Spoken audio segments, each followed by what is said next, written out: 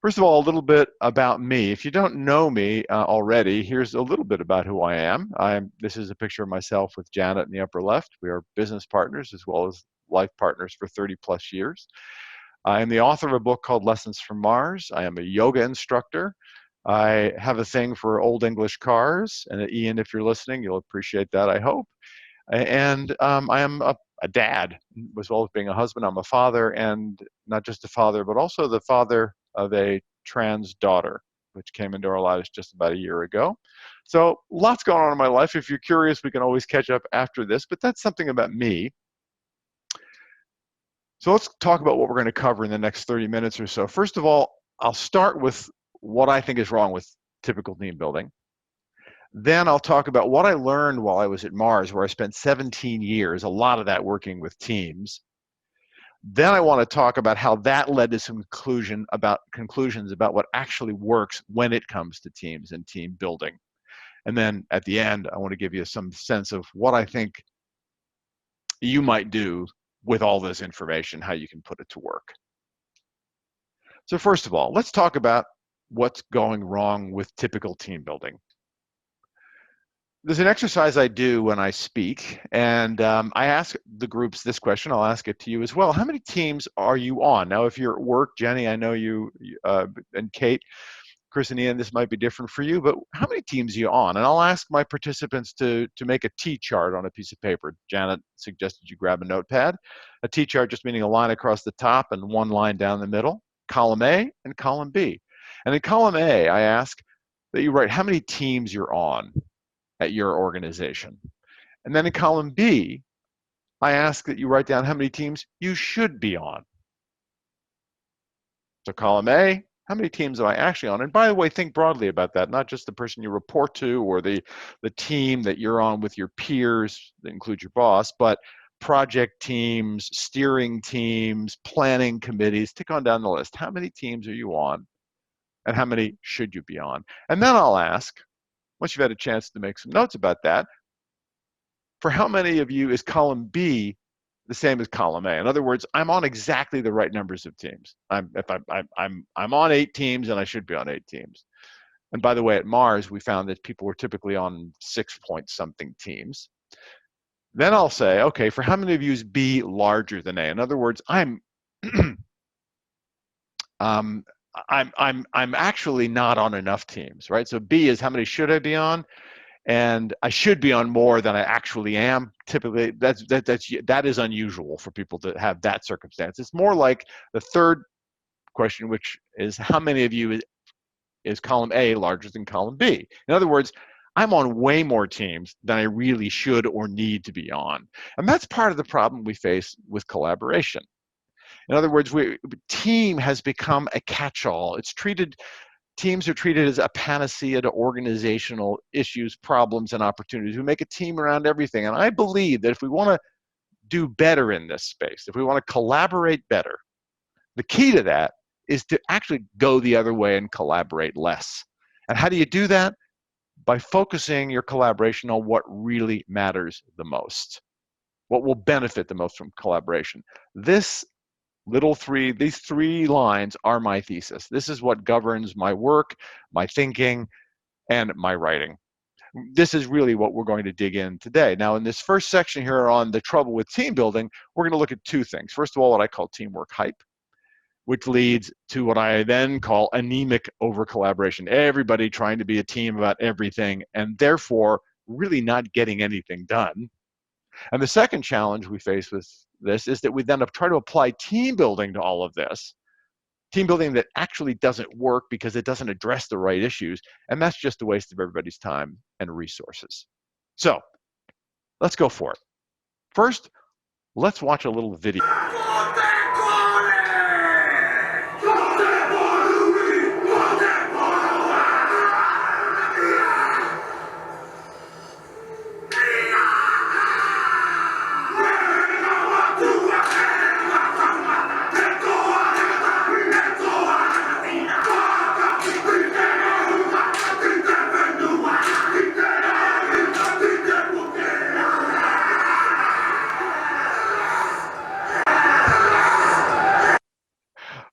Okay, so those of you who recognize who that is, type it into the Q&A box and just let us know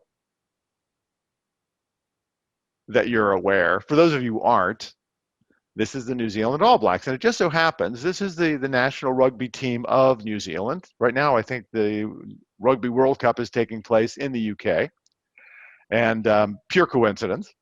I show this because it connects to an insight I had about team building. I was boarding a flight a few years back, getting ready to fly to Asia for some work with the Mars team, when I received a text from one of my brothers. Um, by the way, I have 5 brothers, and also I have 5 sisters, so I come by this group work pretty naturally.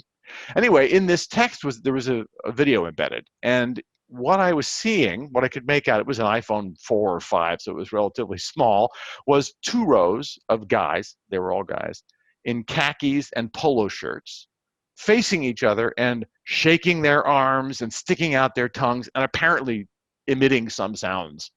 Couldn't quite figure it out. I'm on a plane, they're about to close the door, so I call my brother. Turns out he's in London. Now, my brother worked for, and still does, a small industrial software company that had recently been acquired by a larger industrial software company. And their division, now a division, formerly an independent company, wasn't doing particularly well. So, as my brother Mark put it, he said some genius in higher management decided what we needed to do was some team building. So what they did was fly in 2 Maori tribes people from New Zealand to a really pricey hotel in downtown London, fly in their sales and marketing people from, I believe it was Australia, North America, and Western Europe, and spend 2 days together to try to address some issues, the first 4 hours of which was learning to do the haka. And so they would teach groups of 6 at a time how to do the haka, how to do the chant, and then they would compete against each other, and the teams would vote on who did the best haka. Now, mind you, this is all being done, 4 hours of this, to do what? To turn the company around. And my brother said to me, and this is in real time, right? So he's just come out of this. He said, we could have used that 4 hours to get some real work done. Instead, we're standing up on a platform in a meeting room, shaking our arms and sticking out our tongues at each other. So how likely do you think an intervention like this, not atypical in the world of team building, how likely was it that this was going to turn this struggling business around? I had a conversation with my brother, I think it was about 7 months later, and found out that their struggling division had been sold off. It did absolutely nothing. Consider the investment in this, right? Flying people around the world to a very expensive city, and frankly, think about the silliness of it. And as I suggest, this is not unusual when it comes to team building. And I realized that at the time and thought, we've got to do something better. Now, I would come at insights during my time at Mars, but that wasn't based entirely on Mars work. So I want to talk a little bit about how I got to where I'm taking you now. So back in the early parts of my career, my first real adult job, honestly, because I worked a lot of hourly stuff after I finished my grad school, kind of knocked around, nothing serious. I got a job in the stock photo industry. Back in the days when there was no internet, stock photography involved sending slides to ad agencies and publishers around North America, letting them pick pictures they wanted. It was a small firm, but it was groundbreaking in that era and in that field. And I learned a lot there about what makes a business tick. It was a small group, maybe 15 people when I joined. It would be around 85 or 90 when I finally left 9 years later. I went from that to a consulting firm. DDI does training and consulting on a host of issues. There I learned about teams and team development. I trained team development using something called Tuckman's 4 stages. Now, you may have heard of it. We'll talk a little bit about it later, but it has a pivotal role to play in the insights I would later develop. And from DDI, after 3 years, I moved on to IBM, where I was an internal executive coach. And we used a model for motivation as the basis of our executive coaching. That, too, would turn out to be crucial in the conclusions I would reach about what's wrong with team building and what the right thing to do is. I landed at Mars in early 2000, and around 2008, they asked me to focus exclusively on teams and team effectiveness. They had been working with a small external firm up to that point, and I simply adopted their methodology and extended it And frankly, their methodology was the 4 stages of team development. I'll talk about that. I'll explain those stages in a second. But this is what I used. I learned a tremendous amount over the 2 years that I was doing this up until around 2012. And at the same time I was learning, I was also getting the sense that something was off. Something wasn't right about this 4 stages model and the assumptions behind it. Here are the 4 stages. I'm guessing you've probably heard about these or seen them. I just quickly want to go through what they are.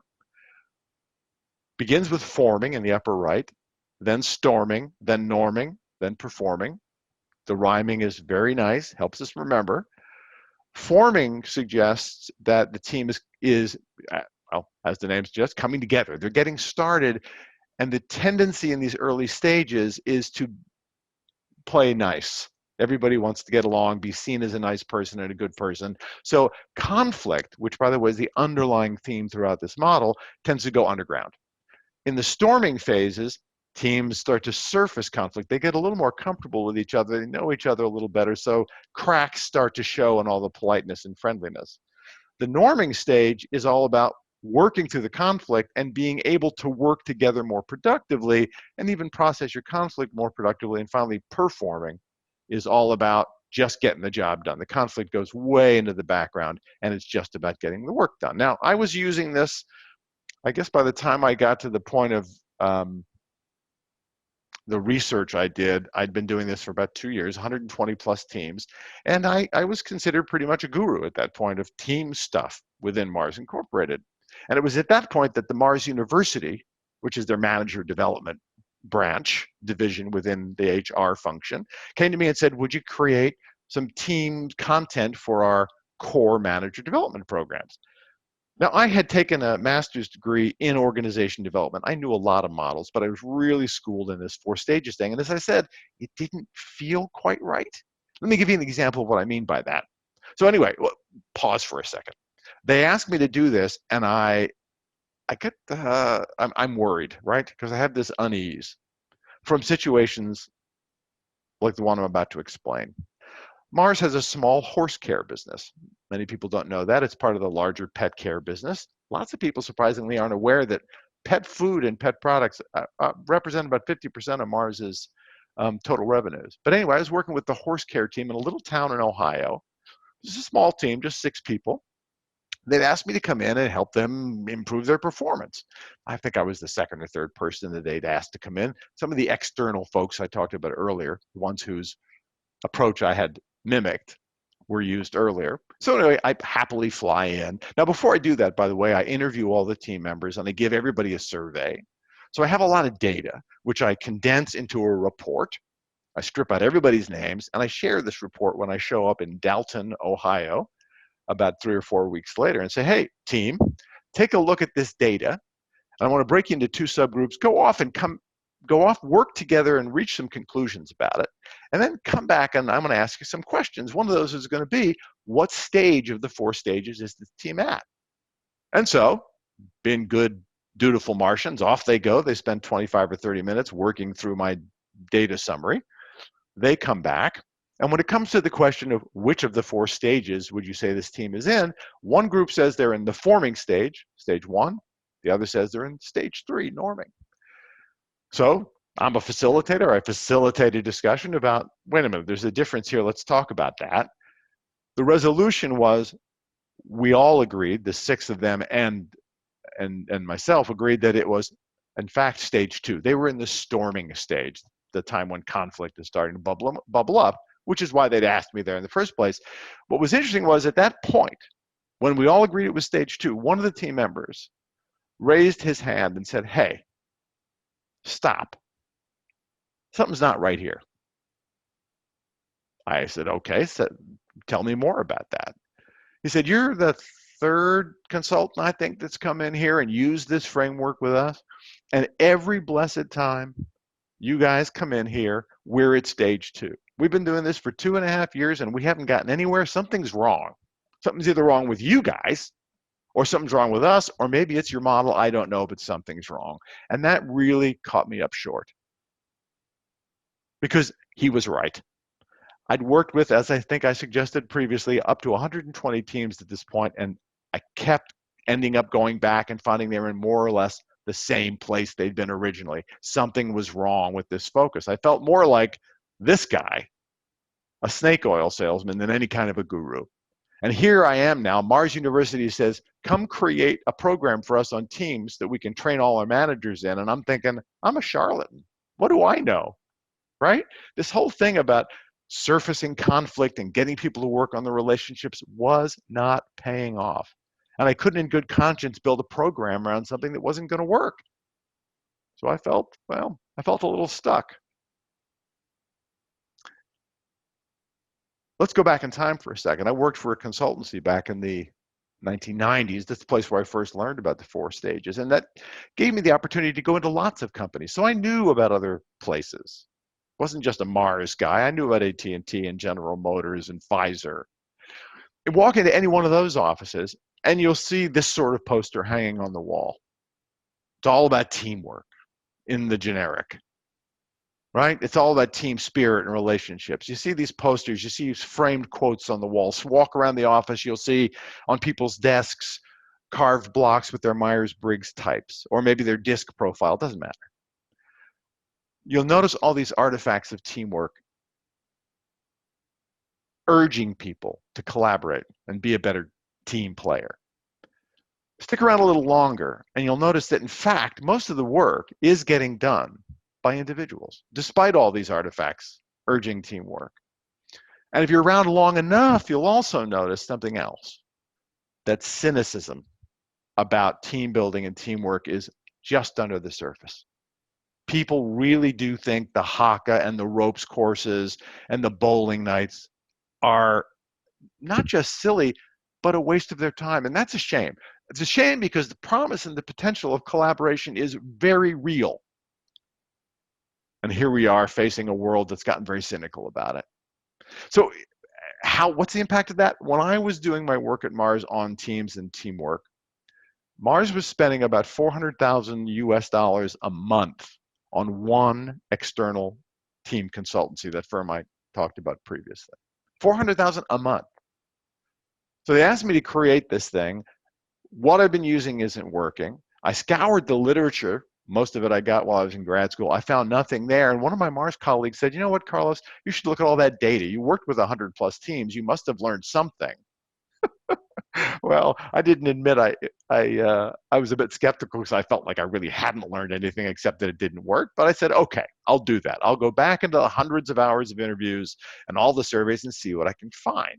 And this is what leads me to the second part here. This is where I started to have an eye-opening experience. And it all began in the summer of 2010. I poured through all this data. Janet helped me cut up all the interviews into little chunks, little phrases, and categorize those phrases by themes. And I remember thinking, this is a lot of work. All this survey data, all these people I talked to, all these words. Isn't collaboration natural to us? My guess is you would think, yeah, it is. I remember when I had that thought, a picture like this popped into my head. We've been collaborating since mankind started to become civilized, right? Isn't it in our DNA? And I remember I did a Google image search and I found a bunch of these pictures and I took this one and printed it, and that became a little talisman for me to remind me this can't be hard. We've been doing it a long time. Interestingly, the longer I sat with this picture, the more interesting the story it told became. So study the picture for just a second. Look at it. You got the animals, you got the human figures on the right. One of the first things that occurs to me as I look at this is not safe, right? This is a threatening situation. They may have weapons, but those are big horns right over there. There's risk involved here, right? But then I thought about, well, so why is it worth the risk? And that's not hard to figure out, right? Because the payoff from this includes things like meat and fur and hide and bone, right? All these things, bone and antlers that can be turned into tools. The furs and the hides can be turned into clothing and shoes. Not only that, there's some reputational payoff, right? If I go out there and I'm the Big Joe hunter, I get to be proud about that and share that. So the why of this was really clear to these folks. And by the way, I'm pretty sure they didn't have any motivational posters hanging on the wall of the cave. Maybe this was one of them. I don't know. Later on, but they did this without a team building exercise. And part of it was also not just that strong why, but the what. It was really, really clear what had to be done, right? The work was super, super clear. On top of that, there was also a clear who. Who is going to do what? One of the things that's cut off in this picture is on the left-hand side, there are figures holding sticks. And apparently, this was a very common hunting technique. People would chase animals into a narrow passage. They would have other people waiting there with weapons, bows and arrows, and they would slaughter these animals for food. Right. So you got a very strong why, super clear what, very clear who. These people were collaborating because they understood what had to happen, why it mattered, and who was going to be doing what. It was, well, the sense that this collaboration had to be done was, what's the word I'm looking for? Simply irresistible.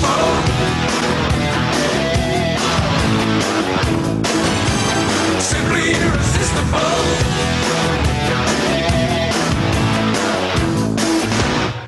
Yeah. Thank you, Robert Palmer. It was irresistible. They didn't need any team building exercises, motivational posters, or consultants. They went out and they collaborated. How could we get that? Now, as I was going over the data, the interviews from the people at Mars, this one quote kept coming up over and over again. Carlos, I know we should be collaborating more. I know. I see the posters on the wall. I get it. We just don't. And I couldn't figure that one out.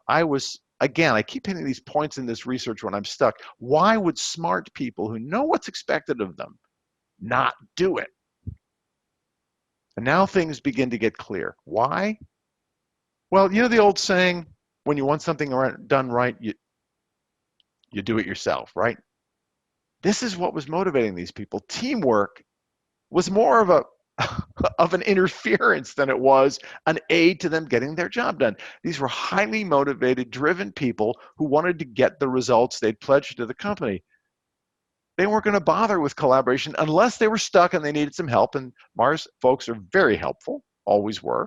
So people would ask for help, but they weren't acting as teammates necessarily.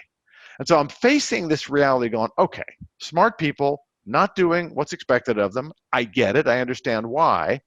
But that doesn't mean I wasn't stuck. I was caught between this idea that collaboration could be utterly irresistible under the right circumstances. And we were living in a world where it was boiled down to posters and clever sayings. No one had hired me to solve the great teamwork problem. I was just supposed to create a little module for a training class, right? Now I'm really feeling the tension. I'm feeling stuck, like, what am I going to do? I signed up for this thing. I had no idea what I was getting into. It was at that moment that my work at IBM came back to me. So I'm an executive coach at IBM. It's the late 90s. The model we're taught for coaching our executives is based on work from a guy named David McClelland. He's not important right now, but he was a very smart Harvard guy, had a couple of articles published in HBR, and he put out there that the three most important motivators at work are power, affiliation, and achievement. Now, when he talks about motives or motivators, he used the term either motives or needs. He's talking about something that's out of our consciousness. In other words, it's an innate need we have to order and sort our world in a certain way. So let's talk about those three motives for a second. First of all, the power motive. He talked about is the need to be or to be seen as influential, right? So these are people who need to be in control. We've all met folks like this. They just have to be the boss. They need to feel like they're in charge. And some of these folks need the trappings of power as much as they need the power. They really love that corner parking space. They love the corner office, and they love the executive parking space and the executive dining room. These things matter to these people who have a strong power motive. Affiliation, the second one of these motives, that's pretty clear. That's about an innate need to be with and around others, to have some affiliation. You can see why that would be important in a workplace, right? Because generally work's a place full of people. And third, achievement. Achievement is a deep need, an innate need to complete tasks to a high standard. to get things done and to do them right, and then to check them off the list and do the next thing. Now, these three motives exist. They're not necessarily, one is high, therefore the other are low. They can all be high. They could all be low. Two could be high, one could be medium. It doesn't matter. But what I realized was Mars was full of very high achievement-oriented people. These are folks who wanted stuff done to a high standard, so they would default to doing things themselves, right? And this was not just a few people. This was all over Mars. This was the Mars culture. And I realized I was up against a culture, not just folks not collaborating, but a culture that rewarded individual achievement and encouraged it, even though at the same time it was saying, no, you got to do teamwork too. These folks were in an untenable position, right? Those mixed messages. Now, for some reason, I really don't understand why at this point in that summer of 2010, when I'm doing the research and digging through the data and having some aha moments, I thought of a large airplane. This happens to be an Airbus A380. It weighs somewhere around 1.2 million pounds. Now, what occurred to me is that's a gigantic thing that somehow manages to get off the ground despite the laws of gravity. It does that, I quickly thought, because there's a complementary set of laws, aerodynamics, that helps it get off the ground. And then I wondered, there's got to be a way to do that for teamwork and collaboration. In other words, the culture, the gravity is around do it yourself, get it done yourself, be an excellent individual contributor. Can we find a corresponding set of laws that would get teamwork off the ground somehow? Could we make teamwork? And this is the exact question I formulated for myself at this point. Can we make teamwork feel like just another thing to be achieved? To address that deep-seated need that Mars folks had to get stuff done and done well? And the answer to that was yes, we can do it. And it's not hard. It is not about stages. It's not even about trust. Not that those things are unimportant. They have a place in team effectiveness. But really what I realized was it's about clarity. The kind of clarity those Paleolithic hunters had. What are we doing? Why does it matter? Who's going to do what? For them, it was very tangible, yeah, and very important. So let's talk about team building that actually builds teams. And this is where a couple of colleagues of mine in Australia who I trained in the framework that I'll share with you in a minute refer to this as the mind hack, right? We're tricking the brain into thinking it's meeting its deep-seated achievement needs by constructing a framework that makes collaboration feel like something to be achieved. And you don't even need to tell them that, right? We don't go into groups with James and say, we're about to make teamwork feel like something that needs to be achieved. It's completely out of their consciousness. We just structure the approach in a way that it has that effect. That's the mind hack. The first step in that is knowing about the why. Now, back in whenever I was in the stock photography business, as I mentioned earlier, it was small, 15 people, and we operated as a unit. Our sense of mission was profound. Our sense of purpose was real to us. So in those days, if you wanted high quality, New York quality, and forgive me if I'm New York centric, quality photography, you had to go out and hire a photographer and hire models and hire a studio, tens of thousands of dollars. We could supply New York quality photography for a couple $100. And this was new back in the day. Now it's even cheaper. But we had a powerful why that brought us together and caused us to behave as a unit because we really knew why our collaboration mattered, right? By the way, this picture is by a photographer named Marvin Koner, whose work we represented back in the day. My colleagues and I used to call him the Marvelous Marvin. This is one of his pictures. It happens that it was taken at the orphanage where my great-grandfather was born. I did not know this at the time, but it just brings that much more meaning.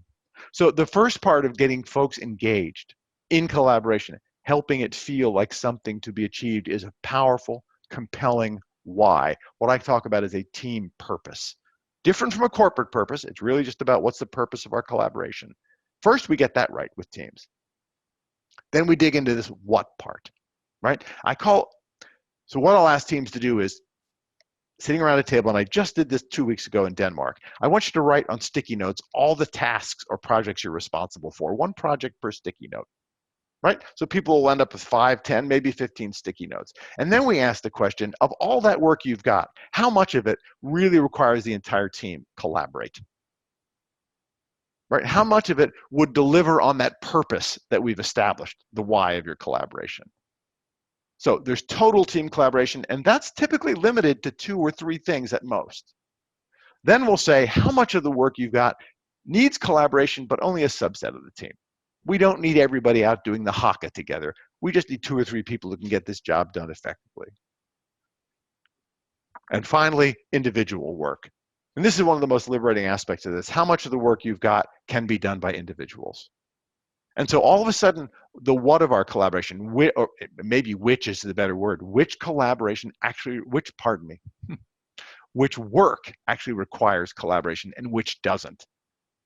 And where can we let talented, achievement-driven individuals go do what they do and do it well? And where's the little bit of stuff we need to do together because that's the best way to get it done that will deliver the best results?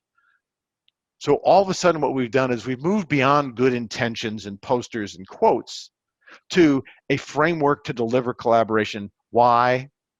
Because it's going to create value for the business. Here's specifically what we need to do. And for us, that resulted in this framework. It's a 6-part framework. I'm not going to go through it right now. It's on our website, and you can see it explained there. But I will refer to the first 3. Clarify context wraps around the outside of this. That is all about what the organization says your group ought to be doing, why you exist as a group for the organization. Inspire purpose, that's the team's collaborative why. Why are we a team? How will our collaboration be meaningful to the business and us? And then crystallize intent around to the right there in green, that's the what. That's the work we're going to work on together. Right? So that's how you lay the foundations for effective collaboration and tap into that achievement motive. You do the mind hack. You do the mind hack by focusing on what matters most, right? What's the big why for the team? That leads to less collaboration, but collaboration on the right stuff, which then yields better collaboration because it's so focused and so on point and so much about what really matters to people. And so what does this mean for you? Well, first of all, about a year ago, I had an article published in hbr.org that I think sums it up really nicely. Work with whomever you have to work with to help your organization stop wasting money on unproductive team building, right? There's a lot of opportunity out there to use your money differently. Silly team building exercises is not the best way to invest in unlocking collaboration. And then secondly, we've got to find a different way forward. We've got to challenge the status quo. I think of myself as starting a revolution. Now, I'm not the only person who's talking about alternative ways to do team building. There are probably other approaches you could take, other tools and models. This one I know works. This one we've seen demonstrated at Mars and with other organizations since I left Mars about 1.5 years ago. So let's find a new way forward. Let's join in this revolution and get a team building that really does make a difference. And that's really the point. Now, if you want more about this, just quickly, I'll do a little advertisement here. I'm running a 2-day certification workshop in Arlington, Virginia in November. I have done a series of podcasts based on this book. There's my smiling face in the podcasting booth.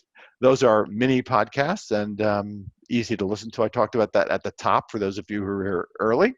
And for more information beyond that, you can visit my website at carlosvdepenna.com. You see it printed there. So, ladies and gentlemen, friends and neighbors, it's now 12:38. It's a bit later than I would have hoped. We did start a bit late, so let me do this. Let's, we got anything in the Q&A? It doesn't look like. I'm going to open up mics, I think. Jenny, let me see, unmute. Okay, Chris is open. Jenny, I think you'll need to respond and allow yourself to be unmuted if you want to say something. So before you go, is there anything you'd like to bring up or talk about before we wrap it up? Since we're a small group. You're good? Okay. I'm good as well. All right, excellent. Well, let me thank you all for being here today. You have my email, I believe, because I sent you all an email this morning. If you have any further questions or want more information, don't hesitate to reach out. Thank you, and enjoy the rest of your day. Chris and Ian, we can do a phone call together later. All Pick up, righty. pick up on your artist challenge. All right. Thanks. See you all later. Big Bye. hug. Bye. Bye-bye. So how do we